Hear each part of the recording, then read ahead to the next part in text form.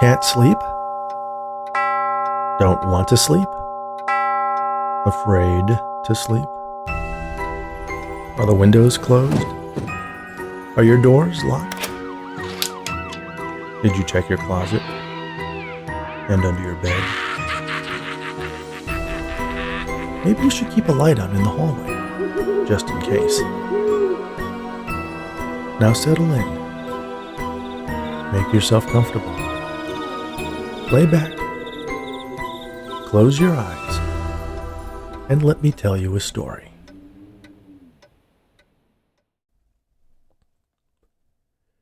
There's no such thing as a free lunch. Everything has a cost. The universe, as big as it is a closed system. Nothing can be created without something else being destroyed. Imagine a box from which you can pull anything you want, like a magician's top hat, an enchanted cornucopia that provides whatever you need for free. But, as Mildred Landon is about to find out, nothing is ever truly free. The cost of magic. Mildred removed the apple pie from the anything box sitting on the kitchen counter, savoring the scent of the fresh-baked pastry. "Where do you suppose it comes from?" she asked her husband. Benny shrugged and gave her an uninterested grunt from the kitchen table as he idly stared at his phone. "Don't you ever wonder?" Mildred sliced into the flaky crust with the edge of her pie server, carving out a perfect 1/8 portion and setting it on a waiting plate. "I mean, it has to come from somewhere," she said, a note of concern creeping into her voice. She set the plate in front of Benny, along with a fork. He started digging in while doom-scrolling on his phone. "What difference does it make?" he asked. "It's free pie, though the damn contraption cost more than my Buick." "But we've gotten so much more than we paid for it over the last few months alone. How can they do it? I just don't get it." The anything box was a fixture in millions of homes. Although it cost nearly $25,000, no one with the means was without one. When it first came on the market, no one took it seriously. Its creator, Milton Milkovich, had introduced the anything box on a late-night infomercial. He claimed it could produce anything, yes, anything, by activating the voice-controlled interface and simply reaching inside. Everyone assumed it was a joke, a stage magician looking to get some publicity. He demonstrated how it could produce a grilled cheese sandwich, a pair of leather shoes, a diamond ring, even a live chicken. But a few people actually ordered the device for what Milkovich suggested was the bargain price of only $24,499. They posted unboxing videos on social media sites and were amazed when it delivered a blueberry cheesecake, or a 12-ounce porterhouse steak, or a bottle of ice-cold beer. Of course, everyone assumed those videos were a joke as well. Milton was invited to demonstrate his device on late-night talk shows. Penn and Teller had him on their Fool Us TV program, and were not only completely stumped, but ordered 2 of the anything boxes right there on the show. Gradually, more and more people, the ones who could easily afford it, began buying the devices. And when their friends saw it did exactly what Milkovich claimed it could do, even people who couldn't afford one maxed out their credit cards to get their hands on an anything box. Restaurants popped up with an anything box on every table, skipping kitchens, cooks, and waiters. Other enterprising entrepreneurs started selling anything for $20. Some clever customers asked the device for a gold bar or a bag of uncut diamonds. But the glut of previously precious commodities the anything box produced quickly devalued those items. For some reason, though, asking the box for cash didn't work. It issued counterfeit bills and coins with images of various pop culture celebrities on their faces rather than those of past presidents. Grocery stores went out of business, scaled back, or went to an anything box business model. The new economy also made pharmacies unnecessary. The only businesses that survived were those that sold items too large to fit inside the anything box, like cars and furniture. It had taken Mildred and Benny nearly 8 months to get theirs, but like everyone else who owned one, it changed their lives. Benny took an early retirement, and Mildred spent more time volunteering, using the Anything Box to help feed those still without access to their own device. She served herself a slice of pie and joined Benny at the kitchen table. "I just wonder is all. Do you suppose they have a big warehouse of everything anyone could want, and then zap it into the box when you ask for it?" Benny asked. "How it works, the Anything Box." "No, that's ridiculous," he replied. "Well, then how do you think it works?" "Magic," Benny answered simply. "Magic?" "Magic." "There's no such thing as magic," Mildred insisted. Benny nodded toward the Anything Box sitting on the middle of the kitchen counter. "Anything Box, I'd like a glass of champagne," he ordered. The device looked like a plain wooden box. On the top was glued a plain white featureless rectangular tile. When you spoke the words Anything Box followed by your request, the tile would glow and a curtain of white light appeared over the opening. It did so now. Benny gestured for Mildred to fetch his champagne. She set down her fork, walked over to the Anything Box, and reached inside. Her arm disappeared up to the elbow as she reached around blindly and carefully for the requested item. When she pulled it back, she held a champagne flute and set it down in front of Benny. "Throw that crap away. I was just making a point." "Oh," Mildred said. She poured the bubbly liquid down the drain and admired the crystal stemware before tossing it into the trash can. She could always get another one. "It has to come from somewhere," Mildred insisted. "You worry too much," Benny replied, shoveling another chunk of pie into his mouth while staring unblinkingly at his phone. "Everyone finally has everything they need. Why can't you just sit back and enjoy it like the rest of us?" Mildred sighed.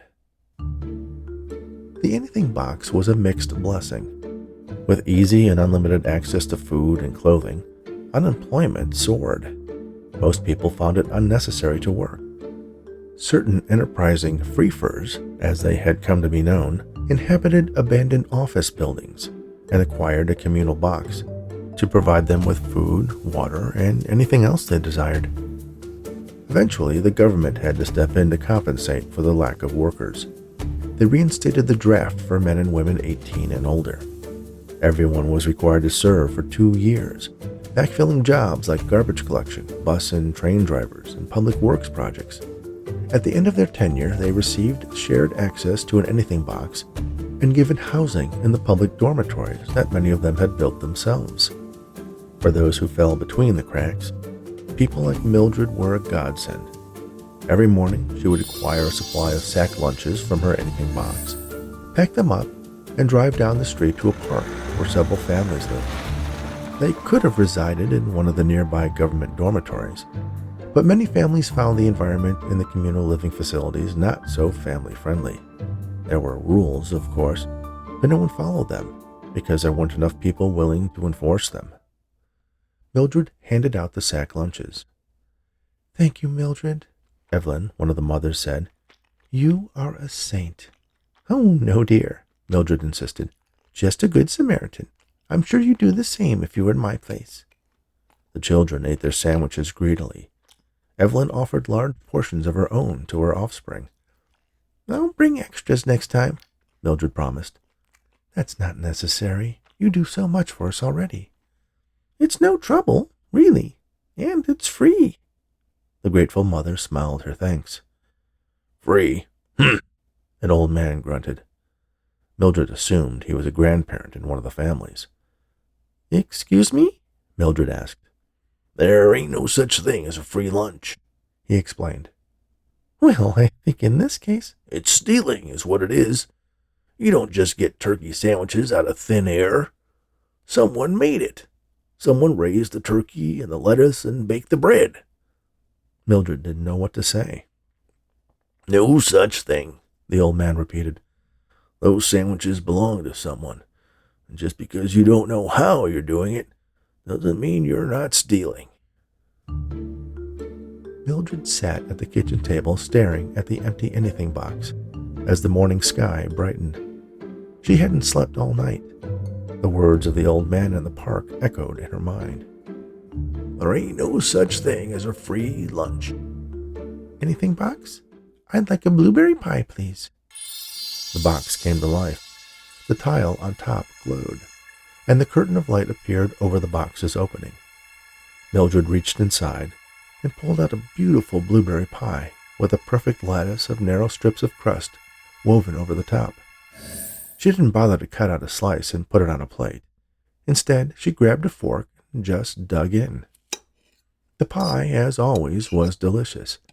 Before she knew it, she had carved a large hole in the middle as she worked her way to the edge. Then her fork hit something that wasn't blueberry or crust. Mildred lifted the utensil and found a small plastic bag with what looked like a piece of paper inside of it. She wiped away the blueberry juice to get a better look. Was it a note? Mildred rinsed off the bag under the sink, then cut it open with her kitchen shears and removed the paper. She unfolded it and held it under the light. It was a note, written in a very precise cursive script. "Please stop stealing my pies," it said. Mildred dropped the paper as if it had suddenly become red hot. Stealing? Was it true? Was that how the anything box worked? It allowed you to steal what you wanted from someone else? Were the people who didn't have them the unwitting victims of the box's largesse? Mildred picked up the note and turned it over, hoping to find a name, maybe an address. The only writing was the accusatory command. Had everything she and Benny requested from the magical appliance actually been stolen, like the old man said? There was only one way she could think to find out. She got up and retrieved a pen from her junk drawer and scribbled a question on the back of the note from the pie. "Who are you?" Then she pronounced clearly, "Anything, Box? I'd like a blueberry pie, please." The shimmering curtain of light cast its soft glow over the kitchen. Mildred picked up the note and pushed it through the opening. She dropped it on the other side, neglecting to retrieve the pie. The box went dark. What next? How would she get an answer? Did the note even make it back to the person who originally wrote it? Benny walked in, yawning. "Anything, Box? I'd like a cup of coffee, heavy on the sugar and cream." He never said, "Please." The box came to life, and Benny pulled out a steaming mug of coffee. He took his purloined beverage with him to the living room. Mildred imagined a man somewhere else on the planet, getting ready for work, preparing his morning coffee, only to have someone steal it right out from under his nose. She thought about how she would get an answer to her question. If she ordered yet another blueberry pie, would the box pilfer it from the same person who made the others? How specific could she be? "Anything, Box?" she began. "I'd like a reply to the question I dropped in earlier." The box glowed invitingly. Mildred tentatively reached toward the opening, slowly passing her hand through the curtain of light up to the elbow. She felt around inside and came across a hard, thin rectangle and pulled it out. Once her hand was free of the shimmering membrane, the device went dark and was just an empty wooden box again. She looked at what she had retrieved. It was a little larger than a typical business card and thicker, too, and the image on it seemed to be moving. A photo of a bakery, displaying all the typical fare, along with a selection of pies, many of which Mildred recognized. Superimposed over the shifting perspective on the bakery were the words, "Delilah's Delicacies," and an address. The bakery was just down the street. Mildred approached the storefront nestled between other abandoned shops. It was indeed a bakery, but the name of it was Kathy's Cakes, and it looked nothing like the photo on the card she had tucked away in her purse. There didn't appear to be anyone inside, but a sign hanging next to the door announced they were open. She pulled on the door and stepped inside. A small bell tinkled to announce her arrival. The smell of fresh-baked cakes overwhelmed her. How long had it been since she had baked anything from scratch? Most of the businesses she knew used anything boxes to satisfy their customers, but this establishment appeared to be actually making cakes. A woman appeared from the back. "Hello, welcome to Kathy's Cakes. How can I help you?" Mildred wanted to turn and walk away. Instead, she smiled and asked timidly, "You make all this from scratch?" "Yes," the woman, whom Mildred assumed was Kathy, replied. "Anything box free. Everything I use is sourced from like-minded businesses." "Oh, really?" "There are many people who think this whole idea of something for nothing is going to be the end of us all," she said. Mildred looked away guiltily. "Do you have any pies?" Kathy smiled as she shook her head. "I'm sorry, just cakes." "I like pie," said a little girl who appeared from behind the baker. Mildred smiled. "Who is this?" she asked. "My daughter," Kathy replied. "What's your name, dear?" "Delilah," she replied shyly. Mildred nearly gasped. "Are you all right?" the baker asked. "You look a little pale." "Just hungry is all. I'll take 2 of those cupcakes," she said, pointing at a collection of red velvet treats topped with towering swirls of frosting. "Good choice," Kathy said, as she packed a pair of the cupcakes into a pink box. "That'll be $10. Mildred froze. Did she even have any money anymore? When was the last time she paid for anything? She rummaged through her purse and found an old, tattered $20 bill. She handed it over to Kathy, who rang up the purchase and handed Mildred her change along with the box. "I hope you enjoy it. Come again." "Thank you," Mildred said. Then she turned to the little girl. "Nice to meet you, Delilah. Are you going to be a baker like your mother?" She nodded enthusiastically and repeated her earlier declaration. "I like pies." Mildred turned around and walked away as quickly as she dared. As soon as she got home, she sat in front of the anything box and wrote out a note with a simple question. "What year is it?" Then she said aloud, "I'd like a blueberry pie, please." Once it activated, she pushed the note through, let it go, and withdrew her hand. The box went dark. Mildred decided she would wait an hour before requesting a reply, just in case the Delilah on the other side was busy and didn't see her question. After 60-some-odd minutes had passed, she said out loud, "I'd like a reply to my last question." The anything box again transformed into a portal to another place, and if Mildred was right, another time. She reached in, not feeling anything, just empty air. Then something grabbed her hand. Mildred screamed with surprise. Her arm was yanked by someone on the other side, pulling the entire limb past the curtain of light to the shoulder. She tried to pull back, but the person on the other side was using 2 hands to grab her. Mildred's face was uncomfortably close to the barrier, and she couldn't stop it from being pulled inside. Her whole body wouldn't fit through the box, but her head could. She took a deep breath and closed her eyes as her head was drawn through the opening. "Who are you?" a voice demanded. Mildred opened her eyes, then took in a sharp breath. She, or at least her head and arm, were in a whole different place. She looked around and could see racks of pies and other baked goods. "I said, who are you?" The voice, coming from a middle-aged woman, hanging on tightly to Mildred's arm, asked once again. "Mildred Landon," she replied. "Why are you stealing my pies?" "I'm sorry. I didn't know." "You didn't know? How are you doing this? You're just an arm and a head, floating in the air." "I'm a whole person. This is just all of me that could fit into the anything box." "The what box?"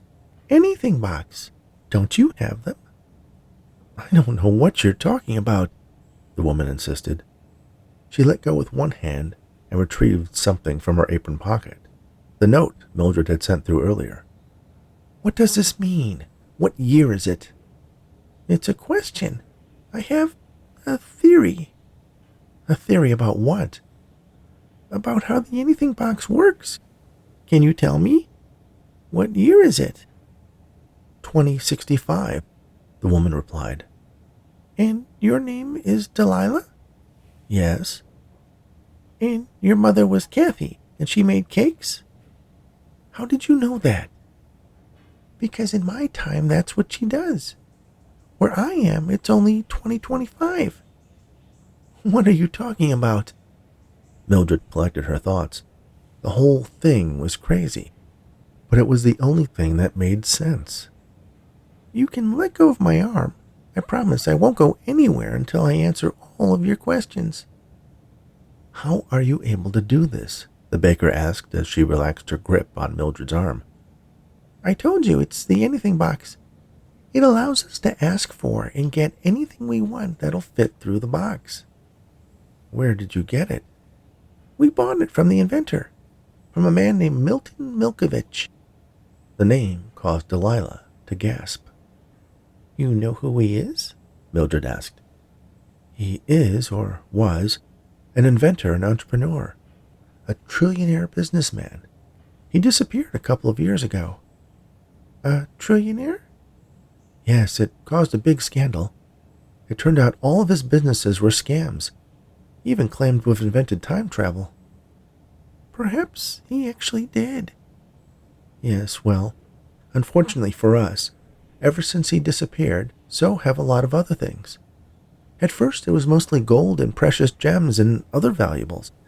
Then people started noticing things missing from their homes and businesses. Items disappeared without a trace. People would make dinner, turn their backs for a moment, and it was gone.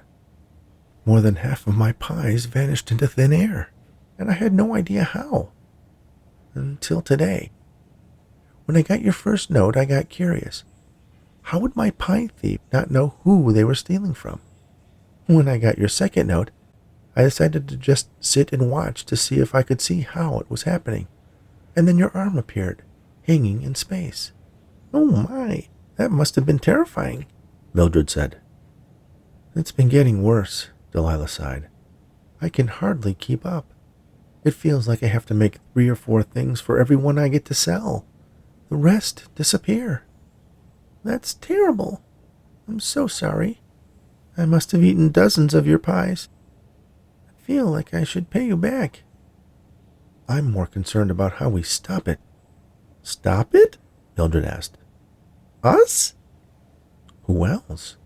For some reason, across all the millions of times you people in the past have stolen from the future with your anything boxes, this is the first time I've ever heard of anyone getting caught. How does it work on your end? I just ask for what I want and reach in and take it. And what did you ask for this time? In answer to my last question. Delilah thought for a moment. And you thought I'd write a note back, but instead I waited and watched. So the only way you could get your answer was from me. I guess that makes sense. But how does he do it? What does his anything box look like? Just a wooden box with a sort of glowing rectangular tile on the top. Delilah thought for a moment. I wonder, she said, as she pulled out a tube from her pocket. She unrolled it into a transparent rectangle that lit up into a translucent display. Show me Milton Milkovich's time battery, she ordered. The device changed into a holographic image of a younger Milton Milkovich standing next to a pedestal, on which was a simple, white, rectangular tile, slightly larger than the one atop Mildred's anything box. Delilah held it up so Mildred had a clear view. What is it? He claimed it was a battery that was able to extract electricity from another time. Free, unlimited energy. It's one of the few things he left behind when he disappeared. And you say your anything box has one? Yes, but smaller. Maybe that's what's linking our 2 times together. But how? I don't know, but I do have an idea. Delilah told Mildred what she needed to do. Do you think it will really work? Mildred asked. It's worth a try. Good luck, Delilah said, then reached out and shook Mildred's hand. Mildred smiled. I'll do my best, dear. She pulled back and found herself once again in her own kitchen. The anything box darkened. Mildred took a deep breath and said, clearly and slowly, I'd like a time battery, please. At first, she thought it hadn't worked. Nothing happened. Then the box flared to life. The curtain of light covering the opening seemed brighter this time. Mildred tentatively reached inside. Her fingertips touched something smooth and cool. She found the edge and tried to lift it, but it was surprisingly heavy. She reached in with her other hand and got a good grip on the time battery and pulled back with all her might. At first, it didn't budge. Then it started sliding. She strained, crouching down so she could use her legs for leverage. And with one final effort, the impossibly heavy rectangle slid toward her, emerging from the box. Mildred lost her grip and fell to the ground with a crash. "What's going on in there?" Benny shouted from the living room. Mildred heard him get up and walk into the kitchen. "What is that?" he asked, eyeing the pure white time battery sitting in front of the lifeless anything box. "What did you ask for?" Mildred stood up and looked at the gleaming rectangle. "I asked for everything to go back to the way it was," she said. "Why?" Benny asked. "Life's never been easier." "Yes," Mildred agreed. "But at what cost to our future?" "You're talking crazy, woman." He turned to the device. "Anything box? I'd like a big fat cheeseburger with fries and a big old glass of sweet tea." Nothing happened. Benny slapped the side of the box. "I said, I want a cheeseburger." Still nothing. "What did you do to it?" he asked Mildred. "You broke it." Mildred shrugged. Benny fumed. "I'm going over to Eddie's place to use his," he said as he stormed out the back door. Mildred had the feeling that Eddie's box wouldn't be working either, nor anyone else's. And soon, Milton Milkovich would be making his exit from this time as well. Thank you for listening to The Cost of Magic, written especially for the Bedtime Stories for Insomniacs fiction podcast by Rich Hosek. Please remember to subscribe on your favorite podcast app. Rate us on Apple, Spotify, and Audible. And share these stories, as well as the unabridged audiobook versions of my novels, with anyone you know who enjoys audio fiction.